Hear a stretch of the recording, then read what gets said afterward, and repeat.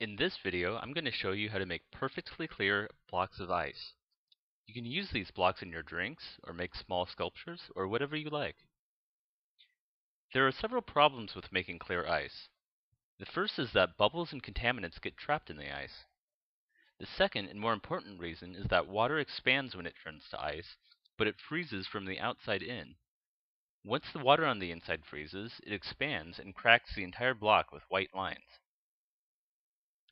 The basic idea is we only want to let one side of the ice be exposed to the cold in the freezer.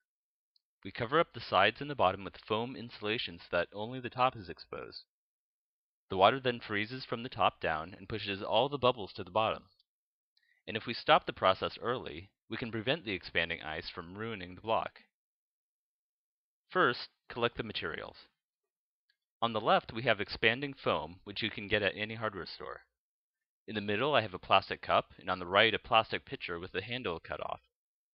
You can use just about any container you want, but it should be plastic, have smooth sides, and be at least as tall as it is wide.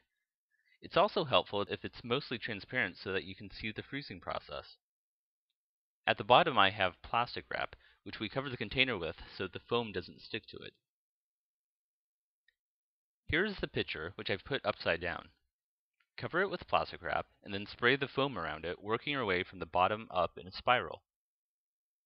By the end it should look like this. Don't do this in your kitchen though, since it's a big mess. Also note that the foam expands by a factor of 2 when it's curing, so you don't have to use all that much in the first place. After it's done curing, the foam should look like this from the end. It doesn't have to be perfect, but make sure you have at least an inch of foam all the way around. 2 inches is even better. Make sure you don't have any gaps in the foam. If you do, spray a little more foam in to fill the gaps. Now we're ready to make the ice. I just use tap water. Some people say to use boiled, distilled water, but I get almost as good results with just tap water. I then let the container sit out in the air for a half an hour or so. This wouldn't be necessary with boiled water, but this is easier and cheaper. My water has a lot of air in it, and letting it sit allows it to bubble out.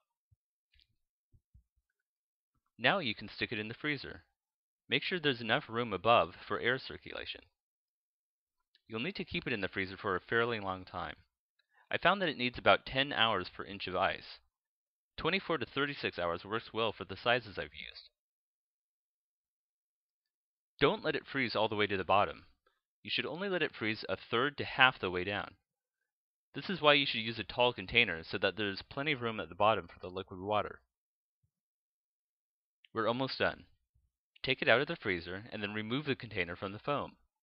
Run lukewarm water on the outside until the ice drops out.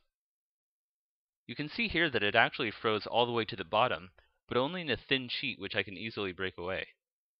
With thicker foam it wouldn't do this, but it doesn't make a difference. If you want a flat top and bottom, you can then run warm water on the bottom of your sink and rub the block on it. The water melts away the sharp edges for a nice, smooth surface. You can see that this block has a few bubbles in the center, but it turned out pretty well overall. Letting the water stand longer would probably have prevented this. So, now you can make clear ice blocks on your own. The only limit to the technique is the size of your freezer. Thanks go to Camper English of alcademics.com for the basic idea behind this.